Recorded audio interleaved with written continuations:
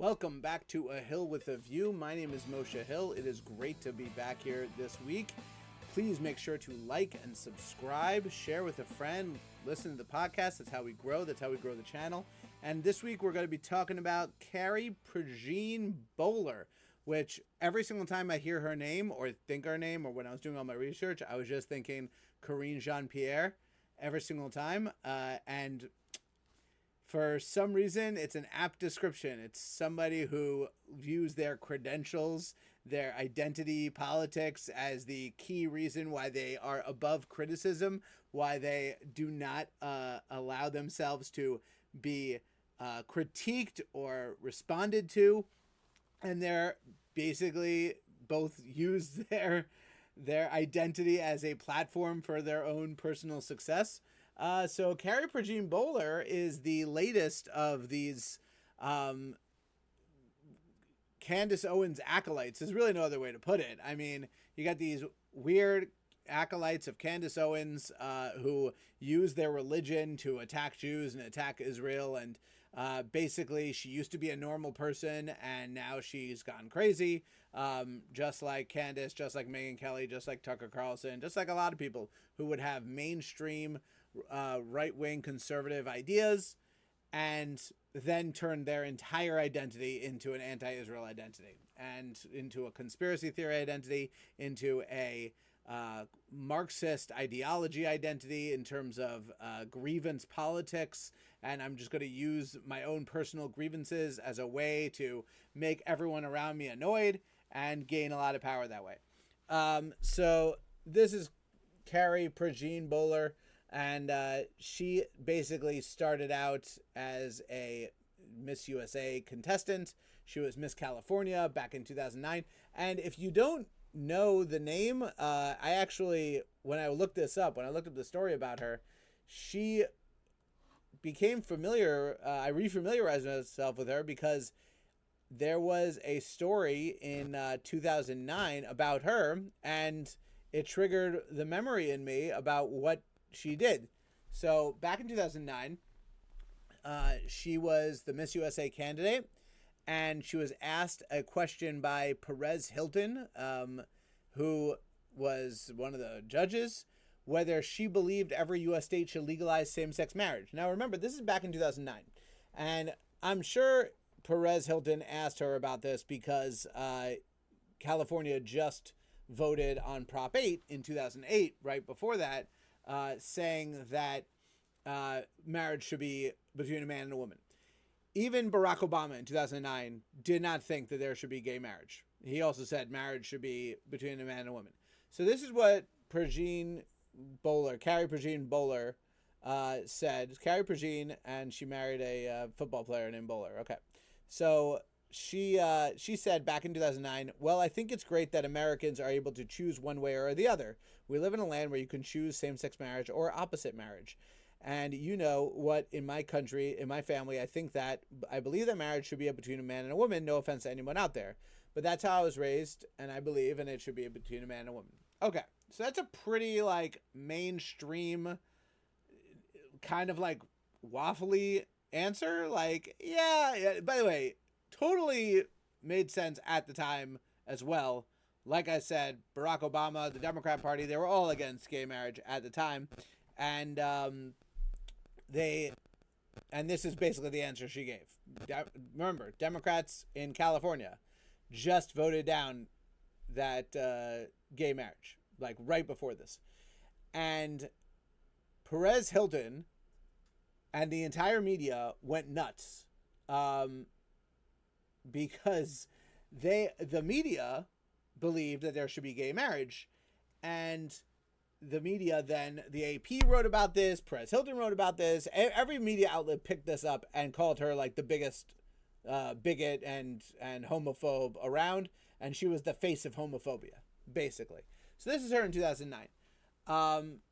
She basically was, modeling for several years, became a Trump campaigner back in 2020, and then appeared on Fox News, went in 2021, was very very against the masking and during the pandemic and all this kind of stuff. 2022, she was very anti the LGBT grooming stuff. So basically, like, whatever the popular right-wing conservative thing was at the time, that's what she basically made her identity around. So in 2025, she converted to Catholicism, or she said she's a Catholic, and she was appointed to the Religious Liberty Commission by Trump as part of this identity.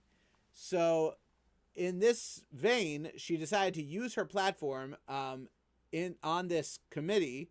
When they were talking about anti-Semitism, she decided to basically boost herself and make herself a pseudo-celebrity within the Groyper, anti-Israel, anti-Zionist online world to boost her own identity and boost her own profile, which worked, by the way. She had a few thousand followers on Twitter, and then within a few days, she had 100,000 followers on Twitter. Megyn Kelly followed her. I'm sure Candace Owens followed her. Like, all these people followed her on X.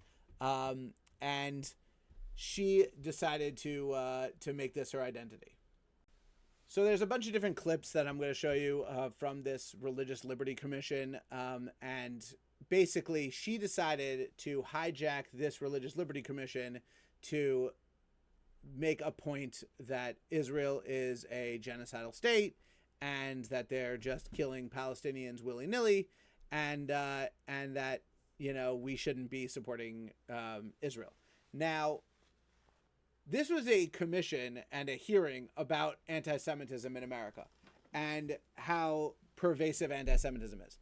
And whether you agree with Israel or not, and whether you support Israel or not, you have to recognize that when you attack Israel in the way that she is attacking Israel, not criticizing Israel, not saying, hey, you did this wrong or that wrong, or you should be doing this or whatever, but using leftist, Hamas, Palestinian terrorist talking points, claiming there's a genocide, which is not true, claiming that Israel is not taking extreme care in preventing civilian deaths, which is absolutely what they're doing. They have worked incredibly hard to prevent civilian deaths. If you're doing all that, and you have to understand that you're at the very least fomenting anti-Semitism, because no matter how much you want to claim that anti-Zionism is not the same as anti-Semitism, besides the fact that it obviously is, you have to admit that being viciously anti-Israel is very closely related to just being a vicious anti-Semite. I should know this because every single time I defend Israel on X, people just take screenshots of my yarmulke and say, yeah, like, of course you believe that, Moshe. Like, people today literally just said I should lose my citizenship in America because I was defending Israel. Like, this is obviously a very closely related thing. I mean, if it was a Venn diagram, the circles would be right on top of each other. So, this is her at the Religious Liberty Commission, basically making a fool of herself. Would really appreciate it if you would stop calling Candace Owens an anti-Semite. She's not an anti-Semite. She just doesn't support Zionism, and that really has to stop. Okay. Yeah. I don't know why you keep bringing her up and Tucker. Well, because they're the two most famous anti-Semites. There you go again. Yeah. Everyone's an anti-Semite. Everyone's an anti-Semite, I guess.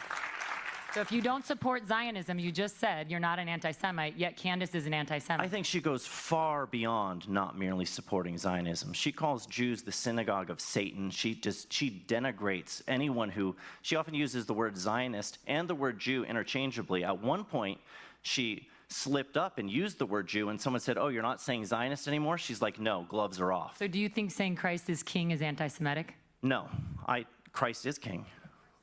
Amen. Christ is. So Boller claims that right there that Candace Owens is not an anti-Semite. She's just anti-Zionist. Okay. I mean, there's like a billion clips that disprove this. I'm just going to show you one because this is the one right after the Ben Shapiro spoke at Turning Point, and she went on this insane rant against Ben Shapiro, and then used a lot of anti-Semitic tropes against Ben Shapiro. But forget about, her attacks on Ben Shapiro. I'm not going to claim that if she had just attacked Ben Shapiro, she's anti-Semitic, because she could just hate Ben Shapiro. That's fine. I mean, it's not fine. Ben Shapiro's amazing, and like literally the anchor of conservatism in the United States. But whatever. But she, in this rant that she did against Ben Shapiro, she claimed that she read the Talmud and she knows the Talmud. She holds up this little like thin book about the Talmud, like the real history of the Talmud. And for all those who don't know, the Talmud is very, very, very large. Very, very. It's not a thin book. It's lots of many, many books. So this is what Candace Owens had to say. I just took an end of this clip, but it's you listen to this and tell me she's not anti-Semitic. You to wake up to these people who believe that they are contract lords. I challenge Black Americans to wake up to your true history, because your quarrel is not with white men, okay? Wake up to who publishes these books and keeps us warring with one another. Christians versus Christians, right? Christians versus Muslims. Wake up and learn the true history of slavery, because that wasn't exactly a white men sport, okay? Jewish people were the ones that were trading us. Jewish people were in control of the slave trade. They've buried a lot of it, but it's there, and you can find it. I think all of us need to wake up to this, because it's making me absolutely sick that he is so bold that he dare sit near Charlie Kirk's chair, that he dare grace that stage when Charlie Kirk knew exactly what Ben Shapiro was and will always be. So again. So you're going to tell me that Candace Owens is not anti-Semitic after she blames Jews for the slave trade? Really? Really? That's what you're going to claim? It's a bold move, Cotton. Let's see how that works out for you. So this is Prejean Boller, then just, at this same religious liberty hearing, just parroting Hamas talking points. Of tens of thousands of Palestinian civilians in Gaza and their universities' financial ties to that war.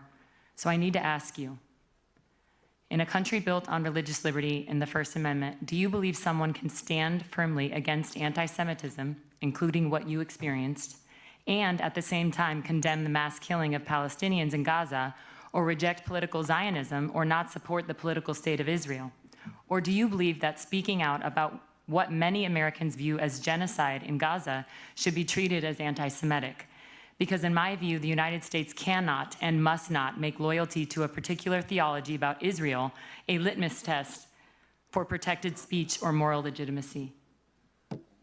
What I'll say is that Natan Sharansky says. All right, so you notice that she combines a bunch of stuff.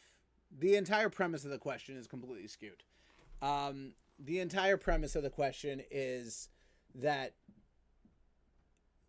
basically, if you that there's going to be some kind of anti-free speech law being passed by Congress, and that's what we're talking about. And then you can't speak badly about Israel or say that Israel is committing genocide. That's never been the issue. No one on the pro-Israel side has ever said that there should be laws passed to say that people cannot say that Israel is committing a genocide, that when they're lying about Israel committing a genocide. The issue that we have, and you could say whatever you want, but you can't, that doesn't mean you're free from criticism or free from being called a liar. We could say whatever we want too. And what you're trying to do is suppress free speech far more.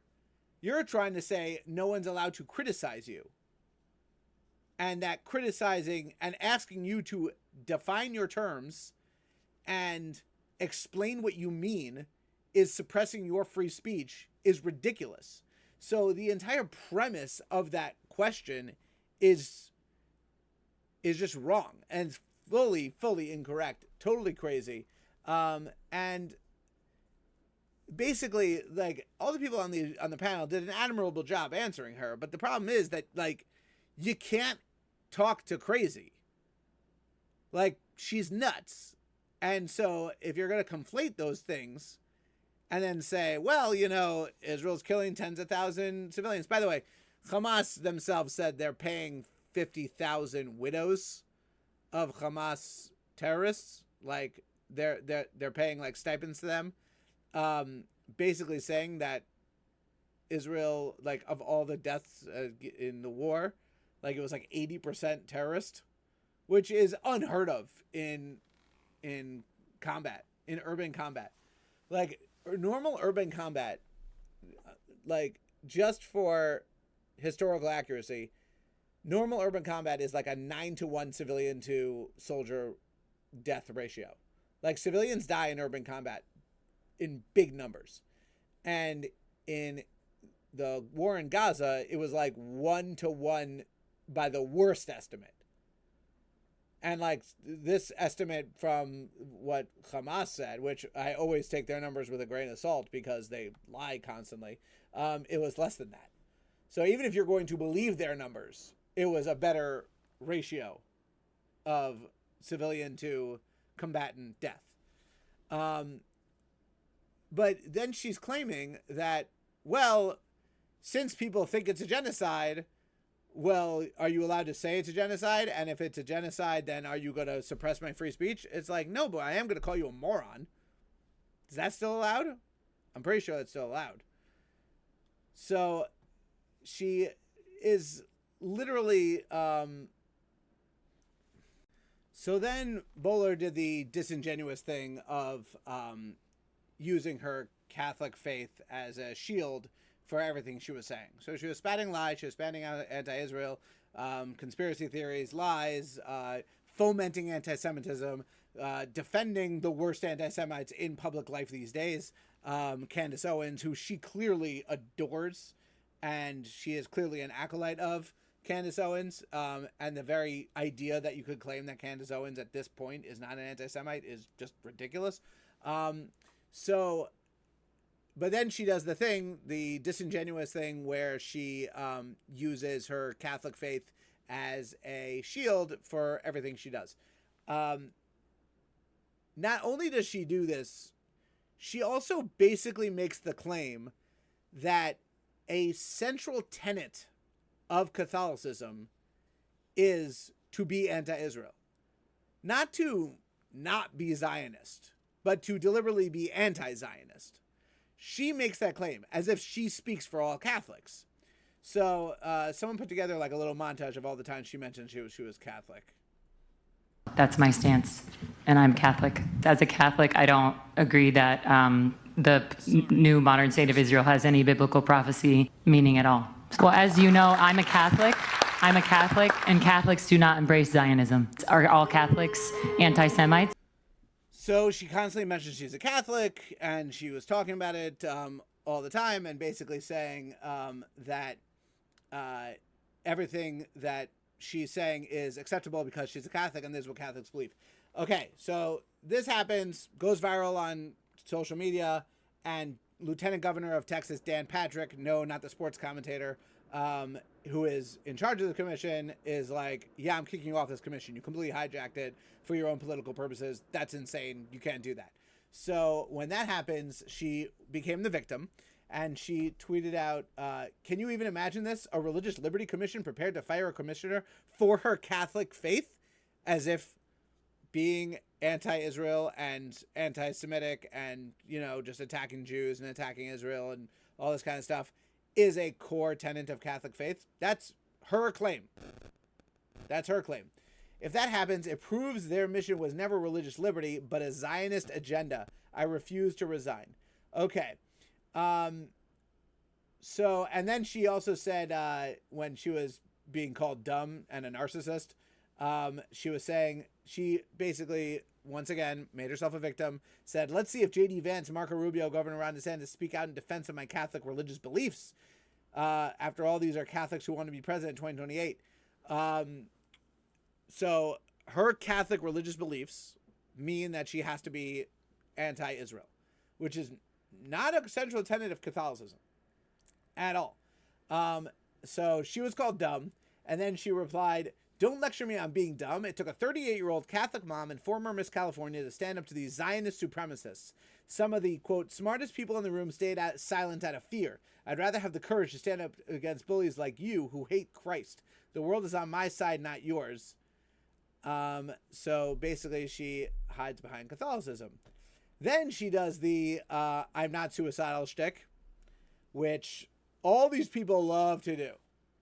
They love to claim that Mossad is out to get them. So it's literally all roads lead to narcissism.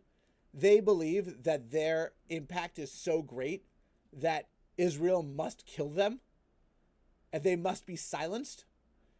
So what are they doing to prevent this? Did she hire security? Is she working with the FBI? Is she getting threats? Like, what's going on there? Nothing. She just makes the post of, for the record, I'm not suicidal. I love my husband, my family, my friends support me. I love my children. I don't have depression. I don't drink alcohol. I don't take drugs or any medication. I didn't get the COVID shot. She loves to throw that in there.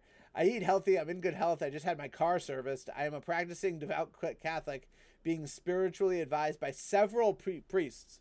If anything happens to me, go Max. And she put this out with a picture of herself, you know, with her coiffed up hair and all that kind of stuff. I mean, it's just pathetic. This is all just a ploy. And I mean, you got to be able to see through this stuff. So this is a problem, but this is starting to become like a Catholic thing, which, not a mainstream Catholic thing, but like a fringe Catholic thing. Like a very small sect of Catholics decided that their entire Catholic identity has to be around shouting Christ is King at people. And not just like an aside or a belief or whatever, but shouting it militantly at people. And then claiming that their central tenet and core belief is being anti-Israel. So the Catholic League had a statement to say about her. This is great. Hold on, I'm going to make this full screen and so you can read along. Prejean Boller this is from the Catholic League. Prejean Boller is a former Miss California and a convert to Catholicism. She does not run a Catholic organization, has no Catholic credentials as an author or instructor, and indeed represents no one but herself. For her to say, without qualification, that, quote, Catholics do not embrace Zionism, end quote, is presumptuous and arrogant. In reply to Prejean Boller, fellow panelist Rabbi Meir Soloveitchik said, quote, this is an incredibly diverse country, and the one thing we should be careful about is speaking on behalf of all members of a religious community, even if one is a member of that religious community. I certainly wouldn't claim to speak for all Jews on all subjects, end quote. By the way, side note, 100% true. People who speak on behalf of, like, of everybody, and I've definitely done this in the past, and it's dumb. Like, it's 100% dumb. It's narcissist. It's just a narcissistic thing. Everyone must agree with the way I think. All right, back to what the Catholic League said. He, referring to Mayor Soloveitchik, is too kind. Her audacity is stunning. I have run the nation's largest Catholic civil rights organization for over 3 decades, and never once have I said I represent all Catholics. I represent the Catholic League, period. Hopefully, I also represent many others who share my convictions. Zionism is a movement that promotes Jewish self-determination in a homeland. There are millions of Catholics like myself who, even if they do not identify themselves as Zionists, recognize the Jewish state of Israel. Prejean Boller apparently does not. She is more comfortable showing up at the Religious Liberty Commission wearing a Palestinian flag pin. So telling. By the way, I don't even think I mentioned that. In this whole thing, she was wearing a Palestinian flag pin. Like, it's not like she was speaking on behalf of American ideology. She was wearing a Palestinian flag pin, which is absolutely insane. So she does this thing, she goes out, and now she's on the podcasting circuit. Okay, so now she's on the podcasting circuit. She went on the Young Turks, and she does the thing. So she did the I'm not suicidal thing. She did the I'm speaking for all Catholics thing. And before she went on the podcasting circuit, hold on, this is why there's an issue with thinking that this is like a little bit more than just a individual thing or a small sect. There is a group called Catholics for Catholics. It was founded in 2022. It was just a few years ago. And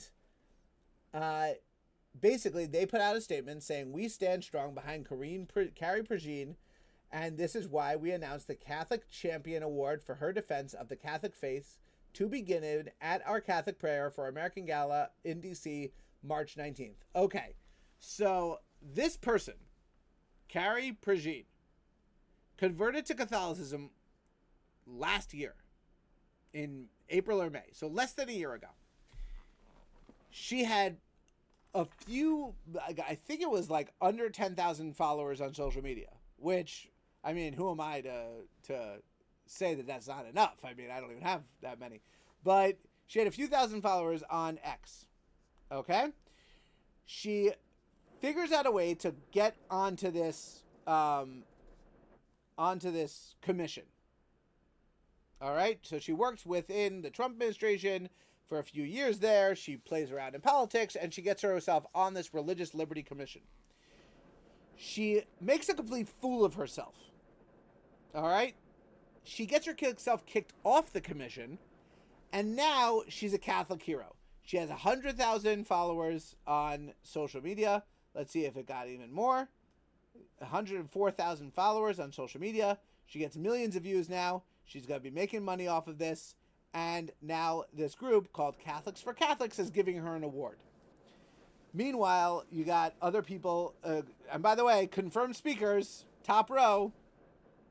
Let's take a look at it. Candace Owens, right next to Matt Walsh, who I love. I love Matt Walsh. Daily Wire, amazing guy.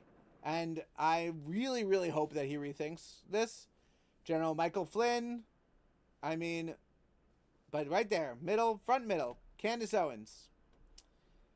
Catholic for Catholics. I mean, is this the person you want representing you? That's up to you.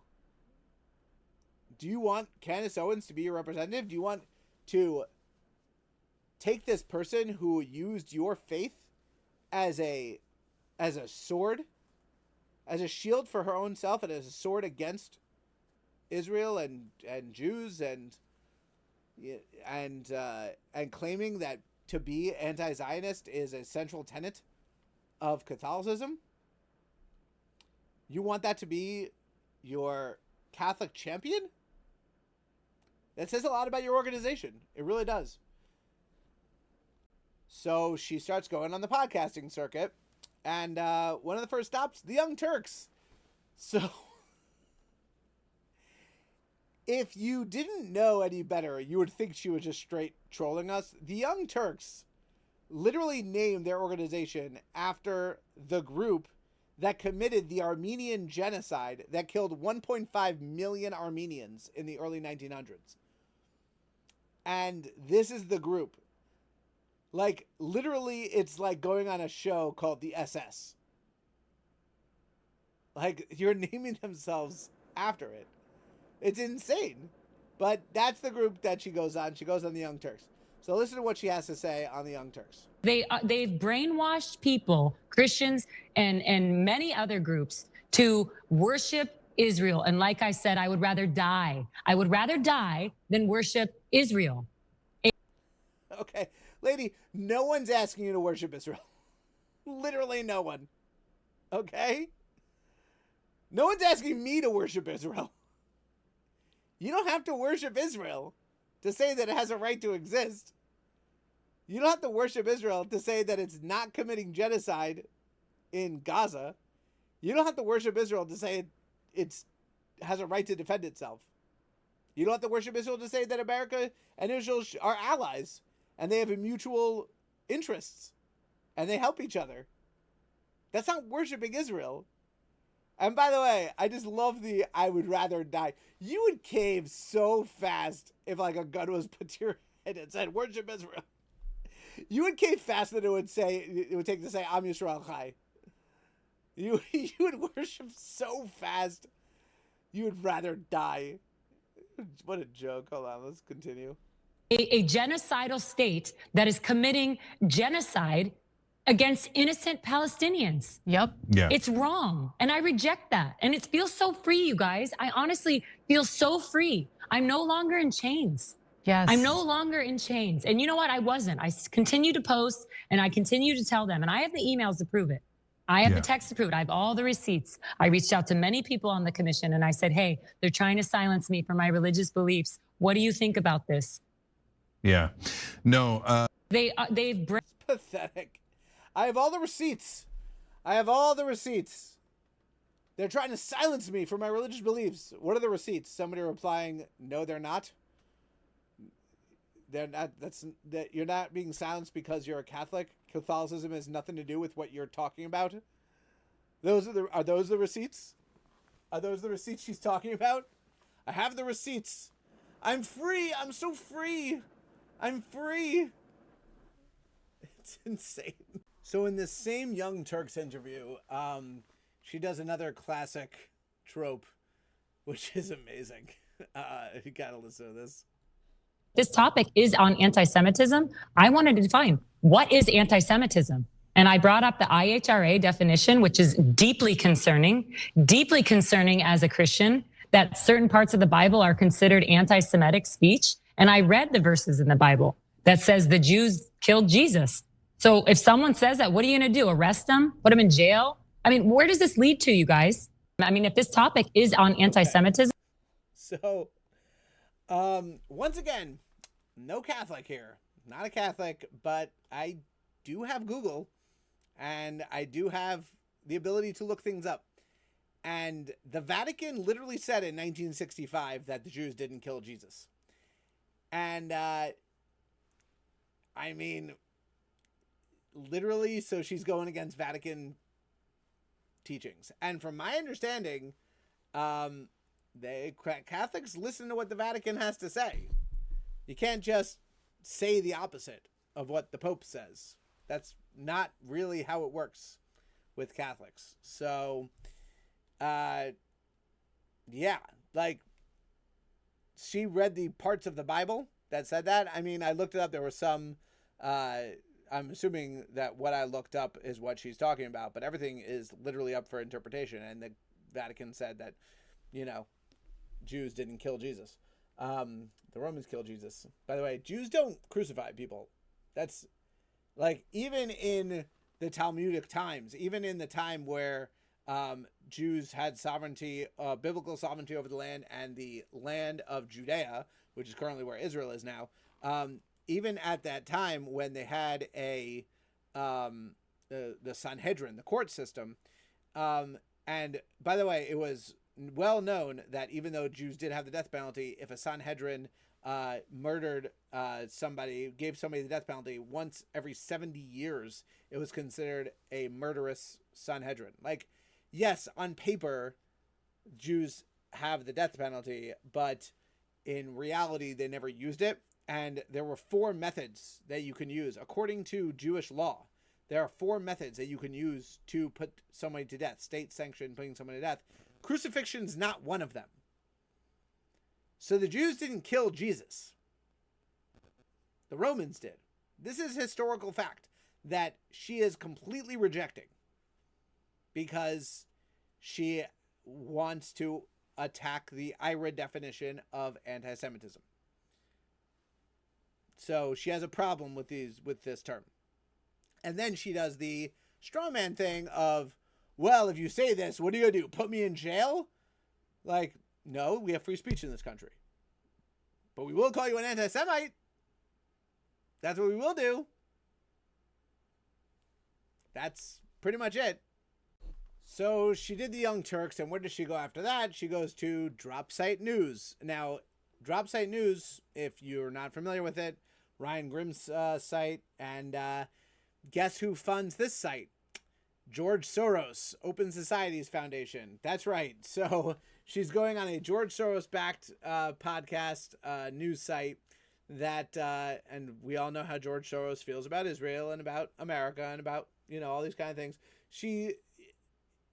How George Soros feels about Catholicism, like how the Young Turks feel about Catholicism. Like, none of these people like Catholics, but they are friends because they have the same enemy, which is Jews. So she does the thing where she goes on Drop Site News and just take a listen. She told me that I wasn't allowed, specifically she used the words replacement theology. Well, now we're seeing, Ryan, that this is become a theological debate. And so the hearing on Monday, it went right into October 7th, Israel. I mean, I counted, it was over 17 times that Israel was mentioned. This is a U.S. American Religious Liberty Commission. Why are we talking about a foreign nation 17 times?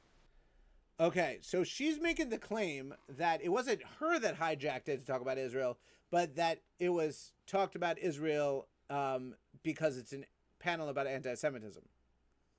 And why are they talking so much about Israel? Well, let's see. Let's think about this for a minute, okay? So why are they talking about October 7th? Why are they talking about Israel?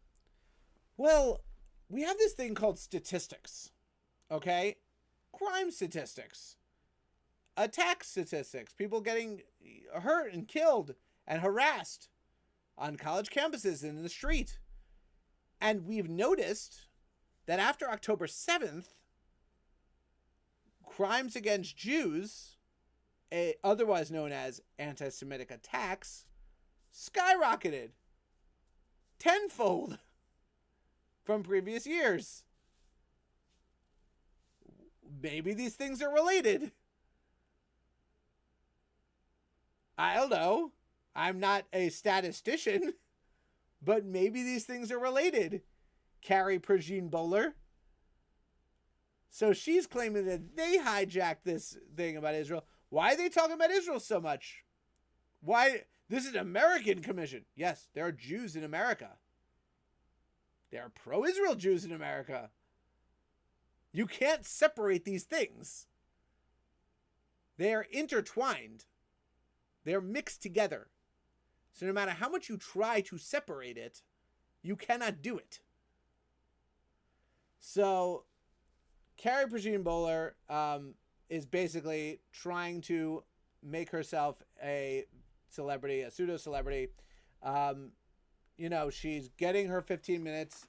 I don't think she's going to have that much longevity. I mean, she may start a podcast. She may do that. If you remember, there was this kid who asked Ben Shapiro a question at the Turning Point thing. He got his viral moment. Then the world forgot about him. And the world will forget about her.